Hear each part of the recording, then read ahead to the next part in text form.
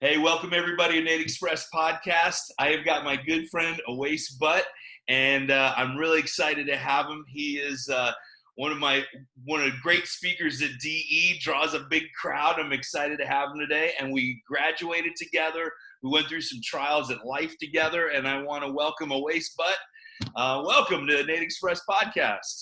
Thanks, Haig. Love you, man. Love you Good too, to see you, brother. man. I'm so happy to have you. Thank you. You have a successful practice, and where are you? You're in Georgia, right? Yeah, we are about 20 minutes west of Atlanta, so right out of the city, one of the suburbs. Okay. And you've gone through. We've all been going through this. Is this the Corona stuff, right? How have you seen practice? How have you things going? What have you been doing to just get through this junk? Right. So the one thing I think, just most importantly, surrounding myself with the right people that are putting the right stuff in my head. So like, man, it's easy to find somebody to have a pretty party with you. So I can definitely even look through a list of people and see who wants to, talk about the doom and gloom stuff. But I try to focus on people that are seeing the positive, that are trying to work through this. So surrounding myself, who I let inside my own head, the voices I'm hearing. Being very careful of who that is and, where they're coming from. So definitely many different things, but I think that's the big one is, it's like, who are you renting your headspace to, and I'm just careful to talk to certain people because, certain people are going to look at the same situation and have different, different experiences. I equated to being on an airplane. When I used to get on a plane as a young adult or even as a student, a baby crying was annoying to me. And now that I'm a father and gone through it myself, now I baby crying and I just feel bad, like, aw, so. You don't want to adjust them, right? Right. So it's like all the situation, the outside situation is the same. It's still an annoying baby crying. It's just what's going on in my head, and at one point in life that was annoying. And at this point it's beautiful. So what changed? And it's me. So going back to the, being careful what's going on between my ears and just protecting my headspace is, is helping me along. I mean, that's tremendous. That's a really important thing. At one point, I cleaned up my Facebook feed with anybody that was negative. I got rid of them years ago, really. And now everybody, there's so much of just fear, anguish, pain, fighting, that I've had to give a lot of that up. I don't want to log on anymore. And because of that headspace, it's a direct feed. So that's such an important thing. And that's for students, for anybody, right? Yeah. And John, like you and me went through this thing with accreditation, and you remember it was 80% of the school, so many people were all negative. And I think that's where you and I and some of our other friends got close and we bonded because we wanted to focus on the positive. Yep. And at the end of the day, I think we came out successful because we surrounded ourselves with the right people. I mean, there was definitely a crowd that was just boo-hooing everything. Everything was all doom and gloom, and you remember all that. I do. And even in classrooms, people would just, they were just trying to. And there's nothing wrong with looking at all sides of the situation. You don't want to be surprised. You want to know what's coming. And there was always a plan B and a plan C for us too. But we focused on, at that point, present time consciousness. We wanted to focus on the positive and just get beat up with the negative. So, I mean, that experience that you and me shared during our college years, and for those that don't know, just kind of do a little bit of background there. When we were going to chiropractic school, politics got in the way, and they were trying to threaten to take our accreditation away, which basically meant that all the schooling that we have done, the credits could have just kind of vanished, right? And all that we have done, all we worked hard for, could have just gone away. And there was definitely, a part of the population that was like, hey, this is all bad, and just, again, just focusing on the negative. And myself, Haig, a group of us, we wanted to focus on the positive, and I think we came out victorious. I think the history shows it that, we were on the right side. I think that's absolutely true. And I just had Wade Port on. I saw that. It was a great podcast. And, that's the same thing. Wade. I love Wade, and, we became more homogenous. And I think, what was the saying we used? The steel sharpens the knife or something like that. And I feel we became stronger. We became more together. We started training together. We started talking and practicing doing our talks, adjusting each other, and spending that time in growth as a chiropractor and as a human being. And I think a lot of this, I see people doing that, and they're joining podcasts, and they're doing online learning, and it's not optimal, but it's what you have. And, you know, I talked to a student the other day, and he said, every single day there's something that a chiropractor or a chiropractic group is giving to us so we can be better when it's over. And I thought that is a really great thing to hear. I'm happy to hear that. Yeah, we had to go out and find these resources. It's amazing that all these things are so accessible now. Yep, it is. That is. It's just amazing. It's at our fingertips. So have you stayed open through this? Have you changed any hours? Has anything changed for you right now, or? So state of Georgia, we are considered essential. And so, you know, we've stayed open the whole time. We want to keep serving our people. So, you know, we want to be that beacon of light, you know, that they can come to and find some normalcy still, you know? Right. So yeah, we've stayed open. We've always done a good job of being sanitary and taking the right precautions. Of course. So that's been a great, you know, compliment from even our previous patients. Like, you know, hey, you guys have always been on the ball with this one. So, you know, there wasn't a major shift in our office procedures and stuff. Just, you know, some of this stuff is so common sense. It's almost, it blows my mind. It's like, you know, you didn't know any better, you know? Right. So, you know, patient-wise, there is, you know, the fear is affecting a lot of people, and I get that, and you know, we're not, you know, we just want to be there for them. So if they need us, we're here. If they're concerned, and you know, we will make precautions for them if they want to, you know, be seen outside when our regular patients are there. You know, so we'll do what we need to do to serve our patients. I mean, that's always been, you know, whatever it takes, we're here to help you, and that, you know, we want to stay true to that. But we've always, you know, even with our patients, from day one, our truth's been is the same. Like, if, you know, if you're a healthy nervous system, a healthy spine is a healthy body. So, you know, this is not like we need to make a change in our trajectory. We've always been heading towards, you know, the right direction. So patient base is down. There's no doubt about it. There's less people showing up. But still, I mean, you know, last Friday we had a huge day. And, you know, even yesterday, you know, people are referring and new people are coming in. So there is a little bit of a down, but otherwise moving right along. And that's, you know, that's your headspace, and that's absolutely perfect. And, you know, when we're thinking in growth and we're thinking in potential, we're thinking in service, right? Serving the people. I had people, a woman came in yesterday. She works in the hospital, which they're laying off people at our hospital here. But, right. You know, here too. And, you know, and it's tough for them. There are multiple reasons for it. They want to have fewer staff for possible infection. I'm assuming a lot of it, because I don't even ask about it, that there are fewer people coming in, but that's not for me to judge. We're in it. Right. We have to move forward, right? Yeah. And when people ask me about political stuff, what do you think about this? I said, my personal views are not what's important here. What I'm here is to care for you, to help you get stronger, for you to be adjusted and be subluxation free. And they love that, you know? And yesterday I had a woman hug me. She was crying. She said, "Thank you for being sane." Right. And I thought, I was like, wow, you don't really know me. Yeah, today that's a great compliment. But just with all the insanity, having a safe place where people are, they're going to get, it's the normalcy in right. life. I'm going to get tuned up. I'm going to get adjusted, check my subluxations, and I have to step back into this weird world, right? So, you know, just having that space is important. But a lot of this, I think, we've gotten from our mentors and what we've been taught, that a lot of this outside world is fictitious. That's what Sigafus used to teach us. Right. You know, when the economy is dropping, that's the outside world.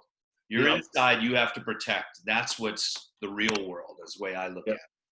And even mentioning the mentors, you know, I think one of our favorite things is, you know, about the lighthouse, how in the middle of the storm, the lighthouse is the most solid thing that, you know, even like, you know, the boats and things like that, they're looking upon the lighthouse to be, you know, that normalcy that, okay, you know, that's my direction. So, you know, that's what my headspace is, that we want to be the lighthouse in the storm, you know, like we're solid, we're grounded, this is where we are. And, you know, you can head our way and, you know, find a safe home. So that, just like you said, these things have been taught to us. I'm so glad that we've surrounded ourselves with the right people. So these things are just not that something we need to think about. They're already ingrained in here. So when the time comes, another example is when we were being taught CPR in school, and many of us were like, hey, and they were telling us, once you learn this, when it's time, it'll automatically kick out. And, I've had to use that knowledge a couple of times. And even I was amazed. I'm like, I didn't even know that was sitting inside my head, but it was ingrained in here. So when it was time to use it, it just came out and I did what I had to do. It's funny that you mentioned that. The last day of our first aid and safety class, I think is what it was called, a car flipped right in front of me on 75. And Wow. all the traffic, I had to get out and actually do some of what I just learned. We had just finished the class, and it happened to me that day. Yeah. And, the same thing with all this. We're weathering the storm. And who takes the biggest, the brunt of the storm is that lighthouse. It's at the front line. Gets Right. the biggest waves and the hardest hit from the wind or whatever. And you know what? Sometimes I've had some people tell me, I had texts and emails saying, how dare you shouldn't be open. And I said, we are here to care for people. We're helping people. If we want to look at it in a sense, giving relief to the emergency room, Right. helping the people that are working in the emergency rooms that are working hard and so Right. on. And, anything that we can do to make life a little more at ease. My friend Pasquale would say, helping people live a little more at ease is beautiful. And those subluxations are really dimming the light in a lot of people right now, and they are stressed. They are stressed out. Yeah, it's no doubt about it. I mean, even, just there's so much information coming from everywhere. And by the way, the thing you're talking about, the emergency room, I had a patient of mine that came in last week, and we haven't seen him in a few years, and they had an issue, and, the spouse thought it was better to just go to the hospital. And 5 hours later, we're still waiting to get some help. And, she calls our office, and within 30 minutes, she's in our office and getting treated, and within about an hour, she's feeling better already. So, there is no doubt about it. There is, I hope the world wakes up to how essential what we do is for this community. I know our patients get it because they tell other people, and that's how our office has grown. But, I'm hoping an awakening that takes place in our community about how essential what we chiropractors do is for the community. And, looking at it in a perspective of a better world, we're helping the community live better, be better. And if we were just focused on the symptoms or musculoskeletal stuff that some groups try and pigeonhole us, then all those other things of, I had a mom, she told me she's just, my kids have been stressing me out, all those things. If I haven't been getting adjusted, that, it would have been a lot harder for me. And I thought, wow, that's a big deal. And people know what I'm talking about. If they're doing homeschooling right now and they're not used to it, and having their kids and their husband or wife home together all the time, there are some more stresses. And just really having the body be able to neurologically handle those stresses more effectively, right? If we look at it in that sense. And that's really, what we talk about, just being able to adapt to the situation. And, there's no way we're going to be able to control the situation. I mean, 2 months ago, who knew that the world was going to change this fast? It's like, how do you even prepare for this? And, environments are going to change and things are going to happen.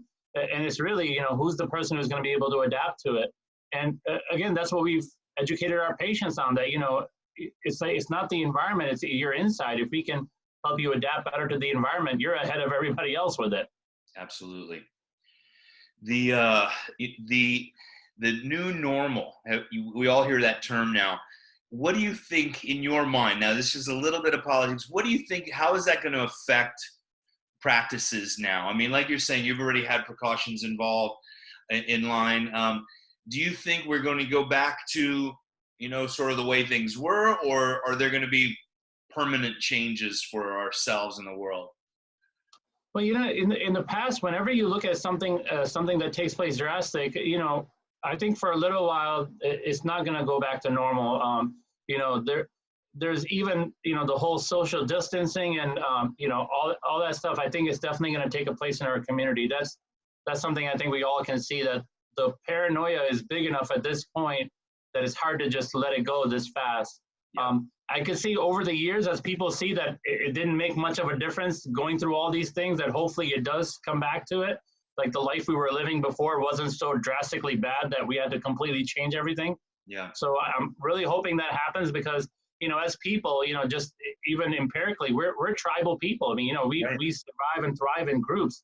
This individual being on your own and being separated, I mean, that's not us. And I think, hey, you even talked about the research study that was done earlier in the 19th century where doctors were talking about, you know, newborn babies, not touching them, leaving the newborn's baby alone. And I know I'm going on a little tangent here, and, you know, a lot of our listeners will have to do their own homework on it. But at one point, when they changed that policy of not touching the baby to, you know, we need to hold on to the babies, the mortality rate drastically changed. So, you know, as people, we are tribal people. We need community. We're not isolationists. You know, it's not what humans are meant to be. So I see there, you know, I think there's going to be a inside need for this thing. So in the immediate, I see it where people are going to, you know, social distancing and all that. I get it. But in the long run, I really hope that people realize that, hey, the way we were living before, shaking hands and even hugging people and all that stuff, you know, that's still okay to do that. And you'd be amazed, you know, like I always put out a hand. If somebody wants to shake it, they're welcome to. If not, I totally get it. You know, I'm kind of over it, that thing. And you'd be amazed how many people they're just so glad to just shake your hand. Yeah. And, you know, it's like, wow, you know, you can just tell there's a human need for that physical touch. Oh, man. So, you know, short answer, immediately, paranoia is very high right now. So everybody's, you know, especially the people that are, you know, not sure about things anyway, they're even more scared. In the long run, I think it's gonna, you know, gonna come back to where we are again. You know, we're doing what we were before. I am in favor of a cleaner environment. You know, so your body has to be healthy. I mean, that's the only way to fight off disease. But if you're not surrounding yourself with, you know, nasty things, that's a good thing too. So I'm okay with that. So a little cleanliness doesn't bother me. But I mean, I think as humans, you know, we need that togetherness. So, you know, that is part of human nature. It's you know, people that want to get hugged, I see that apprehension. That I've been hugged in the office before. I keep using examples, but I had a woman, her husband had passed, and her mother had also passed within, you know, a month of each other, right at the beginning of this thing. And I said, you know, I don't know how you feel. I'm open to give you a hug. I really feel like you just need a hug. And, you know, and she was, you know, fully protected in herself. And she said, I need a hug so badly. And you know, the adjustment was important for her. And that time I was adjusting people outside. And we had tents set up outside. And adapting to the situation. Adapting to the situation. One thing it did was it took a lot more out of me. And when I was done at the end of the day, I was actually just done, just changing processes. Yes. But giving her that hug was equally, maybe even more powerful than her adjustment. I have to say that the contact that she had been missing, and her life had just had a huge shift. The adapting to the practice now too. We had open adjusting before. And I feel like I made a storage room now, an adjusting room. So we added an adjusting room so we can have, you know, people have at least their distance from room to room, and we can see volume again. Because that was what I was worried about. How am I going to be able to see volume now and be able to do the thing or care for enough people? And we added another adjusting room. I just had to adapt. And for the chiropractor, for me, it takes a little bit more out of me. Now I'm into the cycle. I know my processes now. It gets a little bit easier, and each day it just gets easier and easier because my body's able to handle it, emotionally and physically. Right. And then, you know, that's basically just, you know, creating these habits again. I'll tell you, just kind of going back to what you were saying before, even with the hugging people, you know, we have a certain authority in our community. So people are looking upon us to a certain degree, you know. So even like on my daily life, you know, I do have that little voice in my head that, you know, I am representing something, and I need to make sure that, you know, when people see that, that's properly represented. So, you know, just reaching out for a handshake or a hug. I mean, when you're looked upon as an authority and you're able to do that, it kind of, hopefully it kind of helps them realize even a little bit like, oh, okay, it's okay to do these things, Like I know the media has blasted it out of my head that even, if I'm 20 feet in front of a guy, I'm going to die from it. So I know the paranoia just keeps getting bigger and bigger. But the fact that an authority position like, Dr. Haig is doing these things, it might be okay. So, I think I can, just commend you for doing that because you're part of bringing that normalcy back, as opposed to just adding to the paranoia. Well, and that's, also honoring their space, right? Now asking permission, really, right? That's such an important thing is setting ourselves as the authority. We are, and we're looked upon that way, held to a higher standard. The other thing is how we're promoting ourselves in the social world.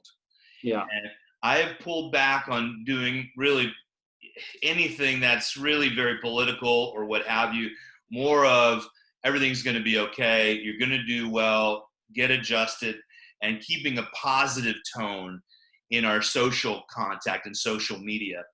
I feel right now everything that we're doing in our practices is marketing for when you want to open again, or really things really need to get back in action, because financially a lot of practices and people and entrepreneurs and everyone has looking at things in a financial way, maybe with fear. So, in marketing wise, have you done anything or plan to do anything for growth now once things sort of settle down? So, our marketing always, I'm not a big coupon guy. So, it's not, so we don't advertise a lot of deals. We do, most of our patients are coming from referrals, and it's just not referrals from our patients, but referrals from other healthcare providers. So we are just making sure we're reaching out to all the people that, have worked with us in the past, and, making sure that we're staying in contact. And if they need anything in any way, we want to extend our hand to help them. We've always just been serving out of the community. My mentors, which are the same as yours mentors, they've told me that every time there's some kind of a situation, the solution really is to keep serving. Right. So that's my go-to. So okay, all this stuff is happening. What do we do? Well, the answer is simple: go serve. And so that's we serve the people in our government, the local city. We're not that far away from our police station. So finding ways of serving our community. Just staying in that humble servant mindset. We just keep. We just have a little bit more time, so we're doing more of that.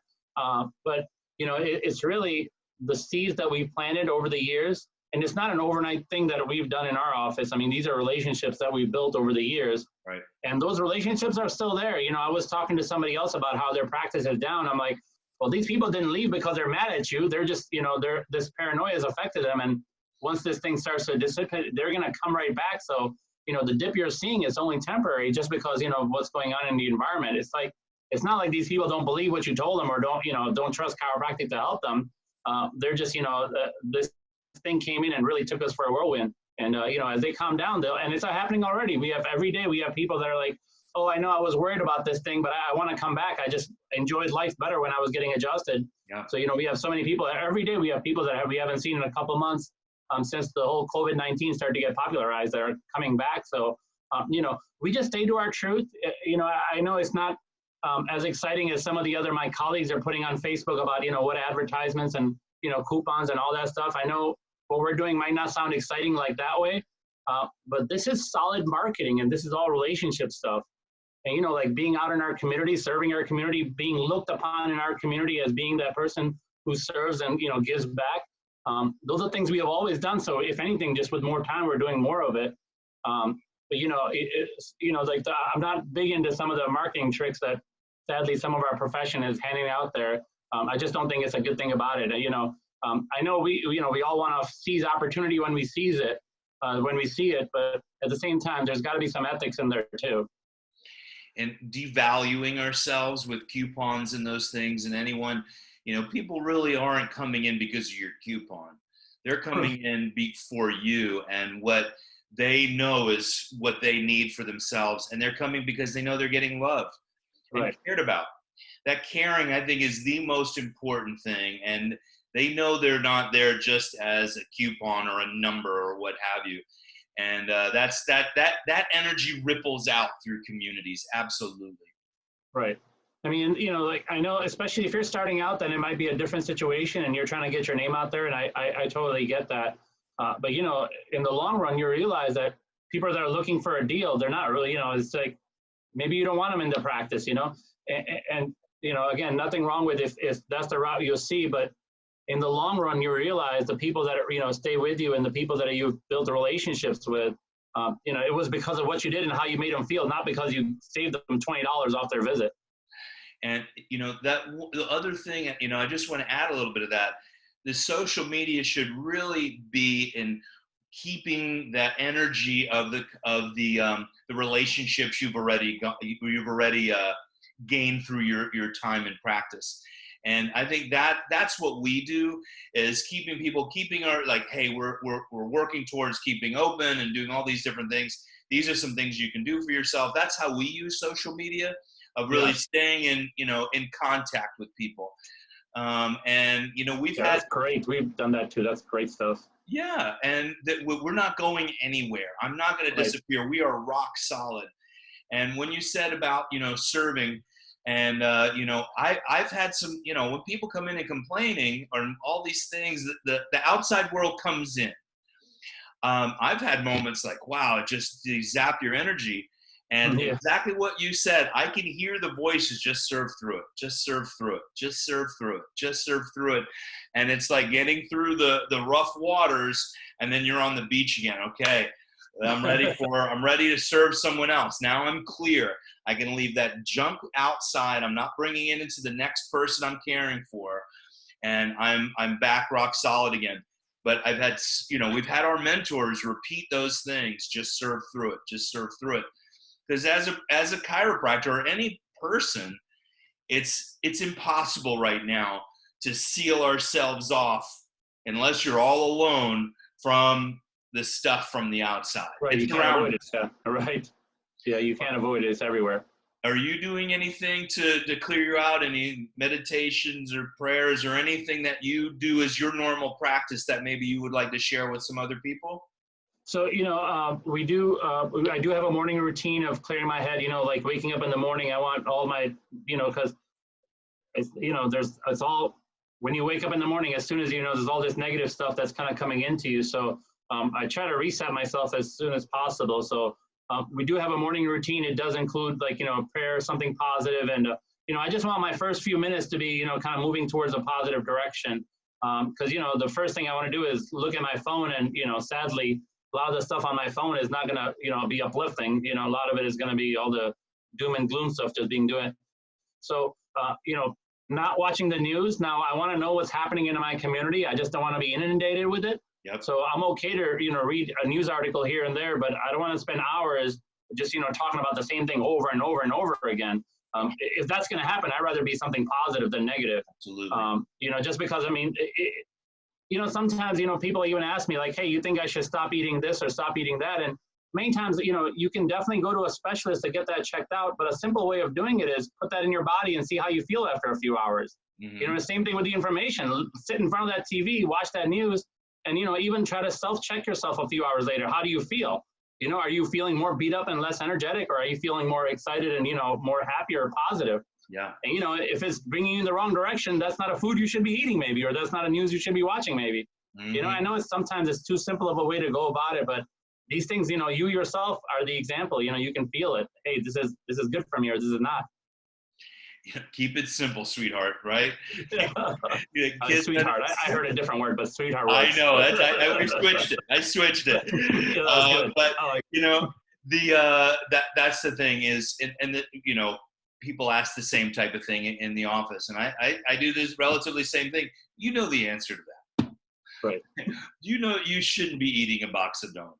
Okay. Yeah. One donut, you enjoy it. My kids had their first donuts. They're 3 and 5. They had the first donuts yesterday. Okay. Wow. And I was excited. How long before things calm down in your house? After that, how long did things after that? How long did it take for kids to calm down after that? They're still cuckoo right now from it. Yeah. I believe it. But people know instinctively. They just like you said, they're looking for us for for input because they trust you, and say, you know what's right for yourself. I want you to start believing in yourself. And, when you are in your saddest moment, or if something is not honoring for you, take a moment and just be quiet and maybe just change the situation the best you can. If it's a conversation, change the conversation. If it's the TV channel, change the channel. If it's a Right. plate in front of you, I don't care if you waste food that's not honoring, throw it in the trash, right? It's not food. It's really is garbage. So Yeah. garbage in, garbage out. Yeah. I mean, these simple truths are just so, they always work. That's what the best part about them is. If it's a truth, it's not going to change. It's going to be the same no matter what the situation is. Absolutely. For just to give some people what we do in the morning, is we read positive books. We read Proverbs, which are teachings from King Solomon, in the morning. And then we also read some Dr. Sid's book.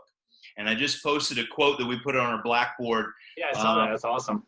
Yeah. I mean, if you want to be the rabbit or the lion, really, do as the lion tamer does, and be your authority for yourself, your family, and your community. And for ourselves, really, we do that every morning with our staff. And now I think it's even more important. And then we invite, if practice members or people want to come in and join us, they do. We've had an ebb and flow of that through the years. I have gotten so much more lately out of that, and I've gotten a lot out of it. So much more lately out of it because it's the shield of from the negative, right? And however we can build those things up in our strength, just even sitting up straight, even just bringing ourselves into a positive mindset, speaking the words or moving out of a conversation that might be negative is very powerful for people. And because we have students, we have entrepreneurs, we have chiropractors, and we have lay people listening to this.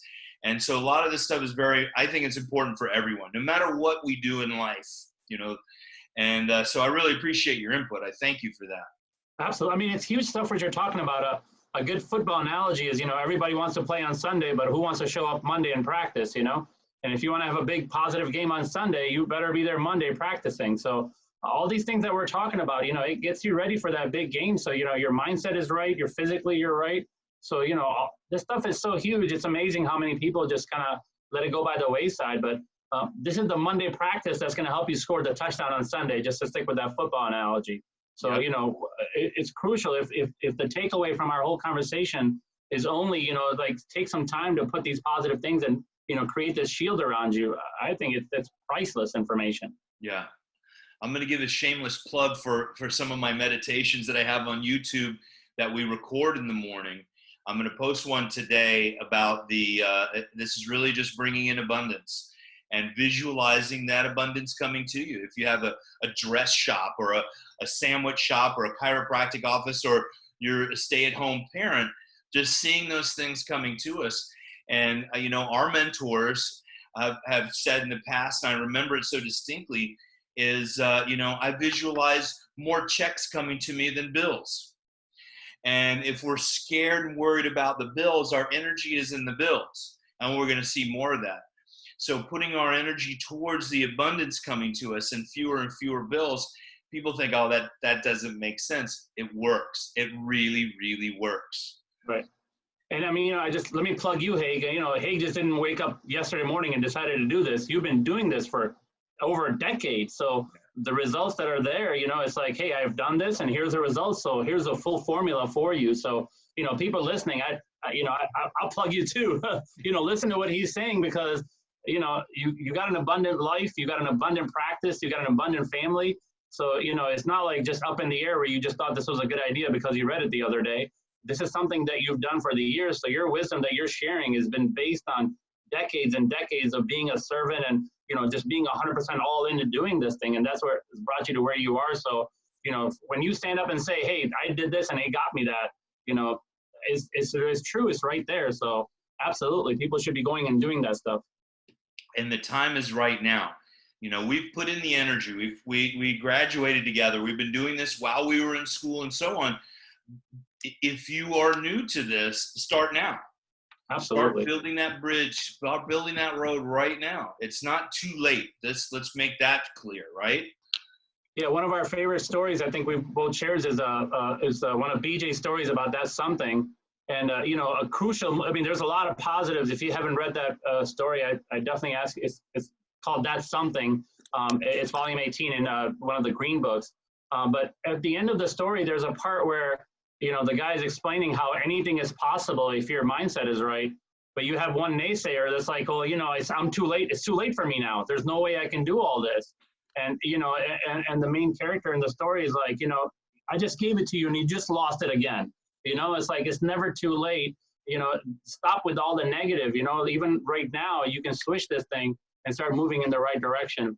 You don't need a super epiphany. You don't need a, you know, some kind of a magical moment. You know, the moment could be the next moment. You know, so it's like start moving towards this direction.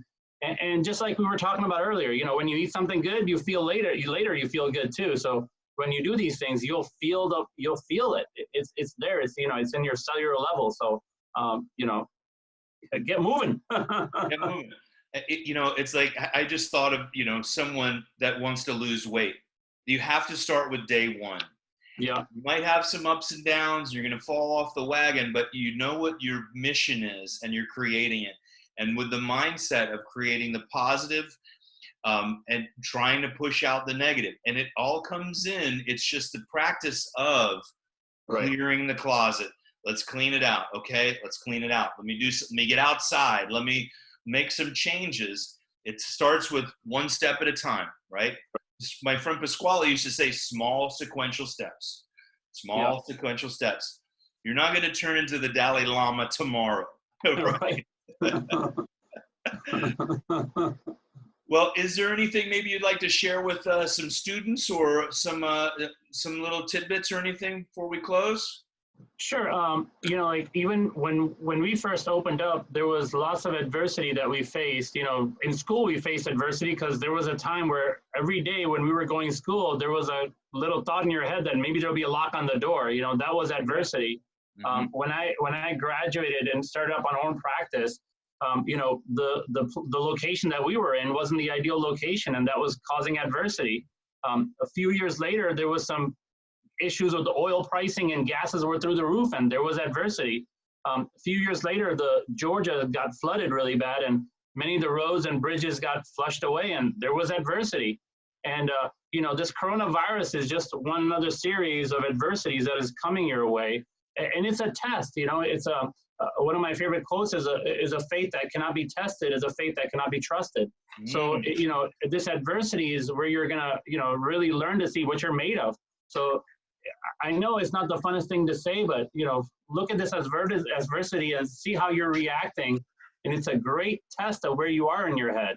And I'll tell you, if you can storm through this one, because there's another one coming afterwards. I mean, you know, there might be a flood the next day, and there might be something else the next day. So adversities are coming. There might be something happening in your family. So adversities are going to happen. There's no way of avoiding adversities. Just like we started, it all depends on what's going on in here. That's what's going to make the difference. You know, some people will be wiped out, and some people will thrive and flourish through this. And hopefully your mindset is right and you flourish through this, because it's not it's not what, you know, people are making it out to be. You are in the right. You are in the truth. You have a beautiful answer for people that serves their purpose. You have an essential place in the society. So keep on keeping on. The truth that you know is the truth. Stay with it. You know, surround yourself with people like Haig and other people that are helping you move in the right direction. These are the people to surround yourself with. They're going to uplift you, because we all have down moments, you know, like there's things happening, and like Haig was talking about, you know, the next patient can throw you off, you know, and those things are going to happen. Or in your case, maybe the next podcast or the next thing on your Facebook could throw you off, and you have to be ready for it. You have to have your mindset to shield up strong enough so you can plow through this thing. So, you know, I'm with you. I'm here. You know, any way I can help. You know, I know Haig has tons of resources for you guys. We are here for you. We want to serve this thing together. You know, I don't look at ourselves as generals. I look at ourselves as soldiers in the trenches. So, you know, if you're in the trenches with us, you know, reach out to us. If we would love to help. That only helps serve our purpose bigger. But, you know, I know Haig doesn't make any money or doesn't benefit financially from doing all these things.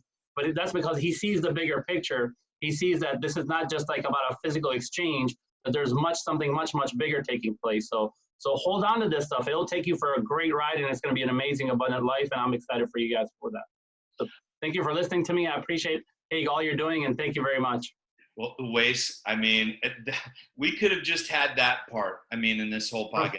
I appreciate you. Thank you very much. This has been an amazing experience with you. I've gotten a lot out of it. I'm excited to get back into the office, and I love and appreciate you, brother. Love and appreciate you too, brother. Thank you. Thank you very much. And thank everybody for joining in. And we will continue to have amazing guests on. I'm working right now of the men and women that we went through this time at life, and who have been people that inspire me and will bring inspiration to you, and have also inspired tens of thousands. And Dr. Awais Butt, I really appreciate you, and I love you, brother. All right? Love you too. Take care. Thank you. Thank you.